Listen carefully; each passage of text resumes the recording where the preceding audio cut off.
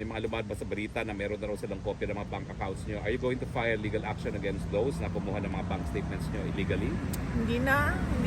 Wala man ako pinafailan ng kaso. Lahat ng mga libelous na lumabas, wala akong pinailan ng kaso. Lahat ng harassment na pinapasa Diyos ko na yan kasi sa tingin ko naman mas matindi ang galit ng Diyos kapag dumating na. Sa bank accounts, inaantay ko na magkaroon ng trial wherein doon ko sasagutin yung mga question about sa bank accounts. Dahil sa ngayon naman, yun nga, illegal yung pagkuha nila ng information with regard to bank accounts and wala akong obligasyon na sumagot sa kanila.